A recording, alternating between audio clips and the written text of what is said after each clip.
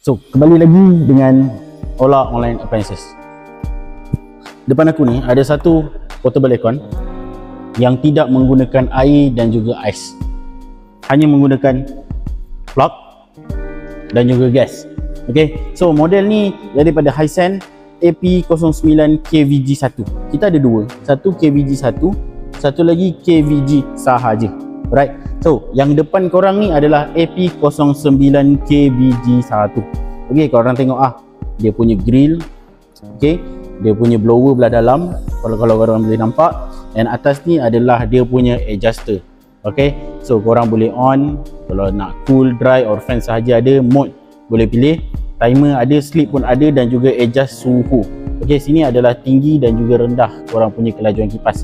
Okay, so ini bahagian kanan dia. Okay, bahagian kanan dan belakang ni lebih kurang. Sebab apa? Sebab ini adalah haba masuk atas dan bawah ni lah. Okay, angin masuk dan sini haba keluar. Okay, haba keluar semua dah ada barang dia, korang jangan risau, tapi aku akan review nanti. Okay, ini adalah dia punya tepi dia. Okay, dia punya info dia. Okay, kat sini dia bagi 5 tahun kompresor punya warranty dan juga 2 tahun general. General ni boleh cakap apa? Parts dia lah, dari segi fin dia ke, dari segi blower belah depan ke, apa ke. Okay, so macam korang nampak kat sini adalah blue fin punya kompresor. Okay, dan dia menggunakan gas jenis R32. Okay, kat sini dah tulis, okay, gas R32. Alright, so ini adalah barang dia sahaja, dan ini aksesori yang dia bagi. First, dia bagi korang ni, okay, ni slider. Contoh kalau korang nak letak output dia ataupun blower dia kat luar, korang boleh pakai benda ni. Kalau korang jenis tingkap daun, okay, dia bagi 2 set, dan lagi satu dia bagi jenis ni. So boleh letak korang punya connector dia lah. Okay, so dia akan bagi this one. First, ini adalah orang kata apa, macam haba lah untuk letak ataupun elak untuk ada angin luar masuk ataupun angin sejuk keluar. Okay, dan ini adalah dia punya housing. Okay, ada klip atas bawah je, kalau korang perasan, klip atas bawah, dan setiap side ada 4 klip.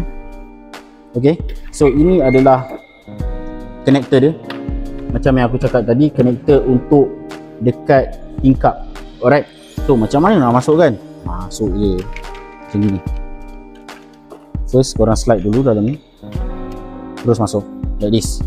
Okay, nampak Okay, so yang ini dia punya connector juga, tetapi untuk portable aircon. So korang masukkan ni, korang slide je, la ilah, like this. Okay, after that korang klikkan benda ni, masuk je macam ni, dan bahagian sini korang connectkan dengan yang ini, like this. So ini adalah cara penggunaan dia lah. Benda ni boleh tarik ke? Boleh, kalau korang nak tarik dari ruang tamu pergi ke dapur. Okay, so ini adalah aksesori yang dia bagi. So kalau korang berminat dengan item ni, okay, item ni AP09 KVG1 ataupun AP09 KVG sahaja, brand daripada Hisense. Okay, korang boleh klik link di bio untuk dapatkan info tentang barang ini dan juga stok ke apa ke, korang boleh tanya juga. Okay, jumpa lagi next video, next item. Bye bye.